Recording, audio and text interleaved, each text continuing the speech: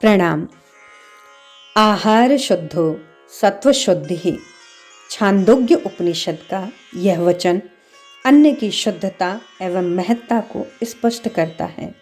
अन्न का मानव शरीर से गहरा संबंध है।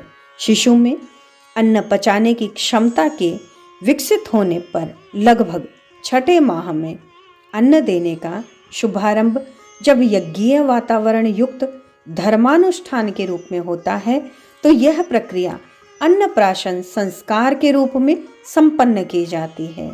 और कहा भी गया है, जैसा खाए अन्न वैसा बने मन। अन्न से मात्र शरीर का पोषण ही नहीं होता, अपितु मन, बुद्धि, तेज एवं आत्मा का भी पोषण होता है।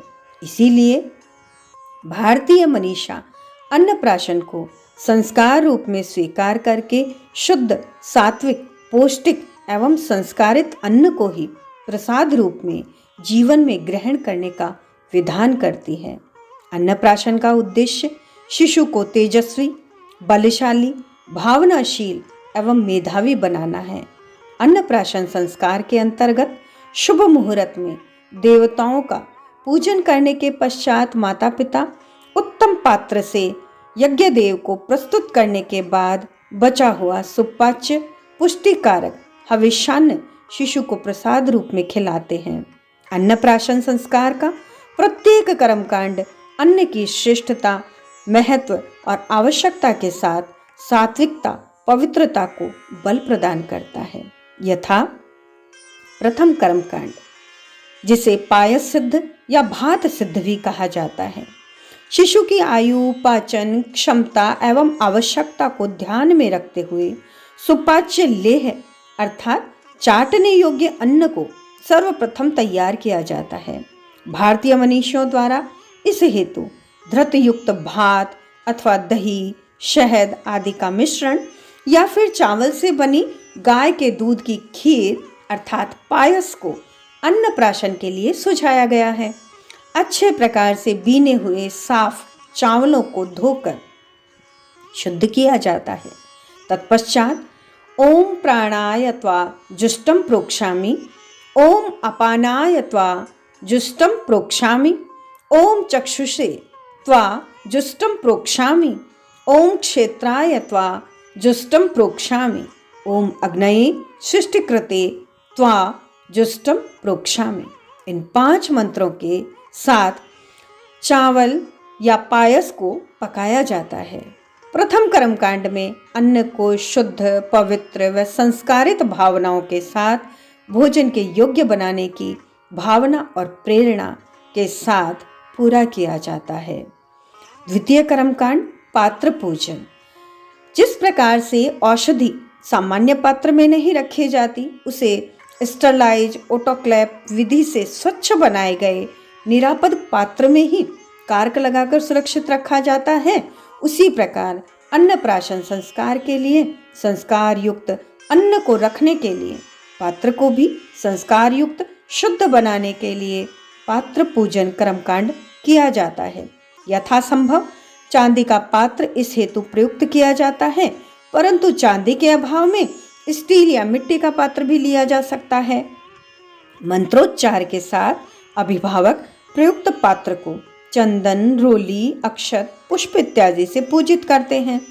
पात्र पूजन कर्मकांड में प्रेरणा व भावना है कि दिव्य वातावरण व मंत्रों के द्वारा पात्रों में दिव्यता की स्थापना की जा रही है, जो शिशु के लिए रखे गए अन्न को भी दिव्यता प्रदान करेगी एवं उत्तम पोषण का माध्यम बनेगी। तृतीय कर्मकांड अन्न संस्कार। इस कर्मकांड में अन्नप्राशन हेतु बनाए गए भात या पायस को आवश्यकता अनुसार पात्र में निकाल लिया जाता है। इसमें पुष्टिकारक, रोगनाशक, आध्यात्मिक, गुण संवर्धक मधु, धृत, तुलसी दल एवं गंगाजल उचित मात्रा में मिला लिया जाता है। मंत्रोच्चार के साथ ये सभी उत्तम सामग्रियां पात्र में मिलाई जाती हैं एवं पूजा वेदी के समक्ष संस्कारित होने के लिए रख दी जाती हैं। अन्न संस्कार में प्रयुक्त भात या खीर सुपाच्य संतुलित आहार है।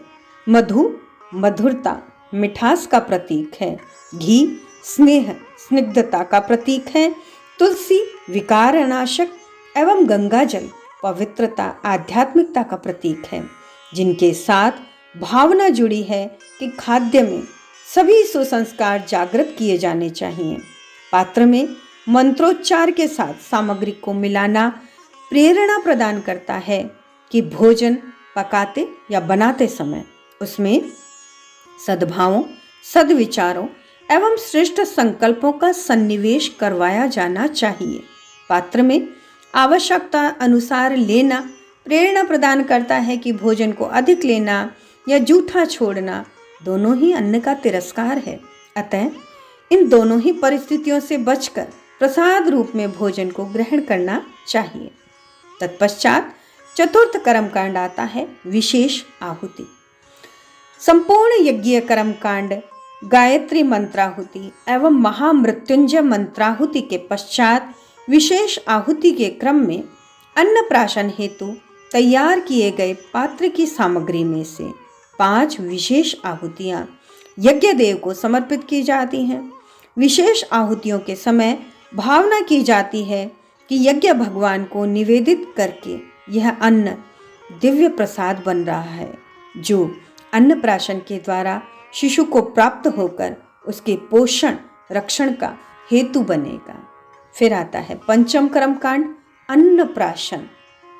अन्नप्राशन कर्मकांड के साथ यज्ञावशिष्ट अन्न का थोड़ा सा अंश चम्मच की सहायता से मंत्र के साथ शिशु को चटाया जाता है।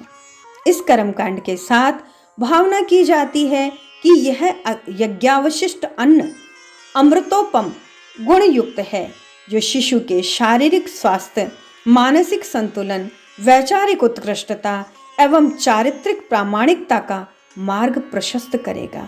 बचे हुए हविष्यान्न को ग्रहण करना प्रेरणा प्रदान करता है कि बलिवैश्व या भोग लगाकर ही भोजन को ग्रहण करने की परंपरा जीवन में अपनाई जानी चाहिए। तत्पश्चात षष्ठम कर्मकांड आता है, अंतिम कर्मकांड, जिसे आशीर्वचन कहा जाता है।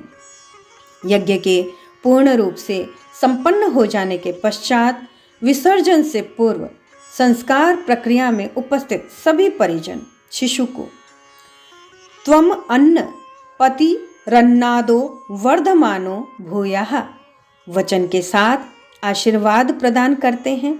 शिशु के बल, आरोग्य, कल्याण की कामना करते हैं।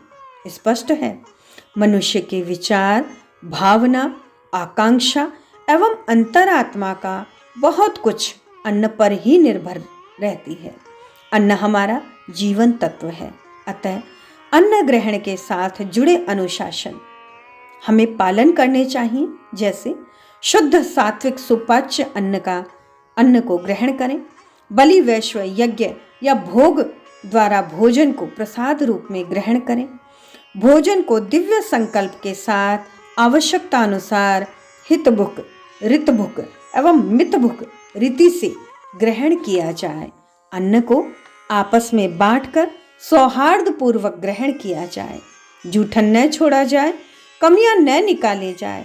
प्रसन्नता पूर्वक ग्रहण करके बनाने वाले के साथ साथ ईश्वर को भी धन्यवाद ज्ञापित किया जाए। आइए अन्नप्राशन संस्कार के साथ भोजन के गूढ़ विज्ञान को अपनी नई पीढ़ी तक पहुंचाएं। धन्यवाद।